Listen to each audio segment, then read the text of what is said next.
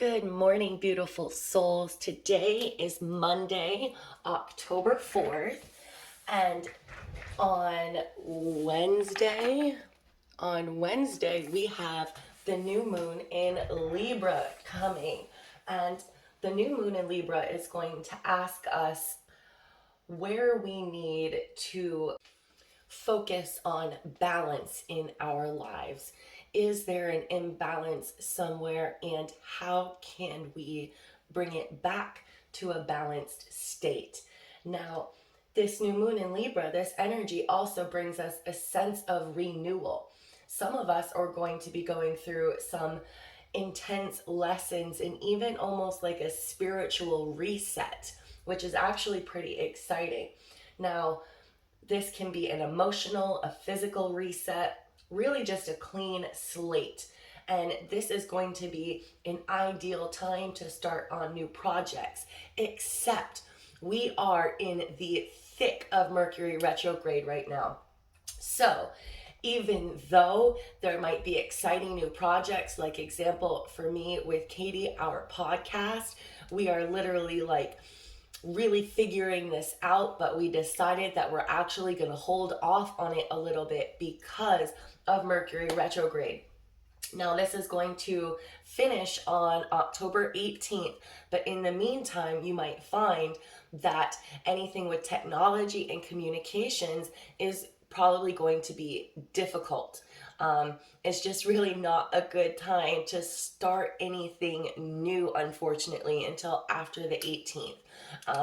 Anything that has to do with deep communications, try to really hold off on now. Hold off for now. Anything deep into technology, you might find to be very difficult right now.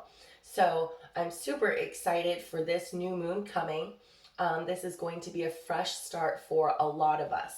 So let's jump into today's message. Today we have the spider of community and web weaving. She spins her silk alone, in the dark with hope of collection, sticky with dreams, weaving the world a wide web of connection. Masses of sticky spider webs make any Halloween decorations complete. The idea of a haunted house covered in the artwork of a big, hairy spider is classic horror. Even those of us who appreciate our eight-legged friends still hurriedly brush those stealthy webs if we run into them in the dark. Although most spiders are not venomous, humans have had an innate fear of them. Perhaps it's the fangs or the poison. Perhaps it's all those legs and the way they move. Perhaps it's where they live, often in the dark, hidden places. Or the way our Western popular culture has demonized them by making them giant, fierce, and man-eating. Some cultures, though, revere the spider in very positive ways. In many Native American traditions, for example, the spider is the creature that gives birth to all other animals and sustains the web of life. The goddess spider grandmother, and there's also a spider woman, is a key deity that brings wisdom, safety, and communication to all the tribes.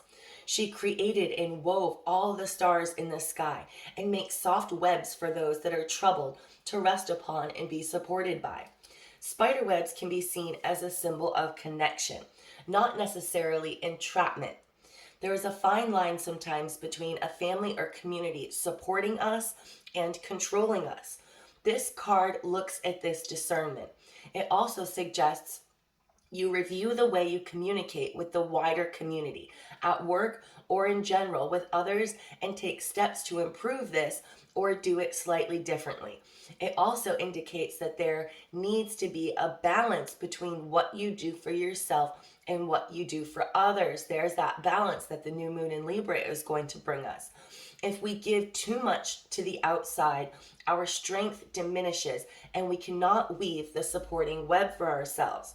So today, you are being asked to really take a minute to pay attention to how you are communicating with your close community. This could be your neighborhood. This could be the workplace. How are you communicating with them? Are they supportive or are they controlling? Are there situations and relationships that need to be let go, or are there some that need to be improved on, even on from your side? Now, with my Chiron in Gemini, communication is just huge for me. I've literally spent my entire life trying to learn how to effectively communicate. How, when something triggers me, I can still get my point across and be understood. So I have to figure out how to approach the said person in a way where they don't feel attacked. Because if somebody feels attacked, like you're coming at them aggressively, no matter what you say, they're not going to really hear it. They're just going to get their defenses up because they feel attacked. Now, I have this book, 7,000 Ways to Listen, Staying Close to What is Sacred. This book has helped me so much really focus on how to listen and how to express myself. Listening is ever so important, and sometimes really what someone needs is just for us to listen, not always for advice. So I implore you today, how can we become better listeners? It doesn't mean you're not a good listener, but there's always room for improvement. How can we become a better listener? And then today I want you to think about what you do for yourself and what you do for others. Is there an imbalance there? Are we doing too much for the community, for the workplace, even for our family members? Is this taking from us? There really needs to be a healthy balance, and we need to know that it is okay to put ourselves first. It is okay. And I did just order, I think it's coming in today, a gratitude deck, because right now I'm still working with the She Thought She Could So She Did deck, which I love it. I still haven't really used it, but it's kind of flowery. It's more spring-ish. It's not really for this fall feel that I'm going for. But so tomorrow I'm excited. Each card actually gives us little prompts for the day, which is exactly what I love to share with you guys. I love to make you guys think. And all of us, we're always working to be the best version of ourselves, So today we have, don't wait for it to happen. Make it happen. Make your own future. And what Spirit is really showing me here is that the universe can open doors for us, right? The universe can open so many doors for us. But because when we came down to this earthly plane, we agreed to having free will, we have to walk through those doors ourselves. Our angels and our guides and our ancestors are all standing at these doors, and they're urging us to come through it. They're holding out their hands. They're like, come on, let's go. A new opportunity, a new doorway is opening in your life, and we are here for you. You are ready, but we have to make it happen.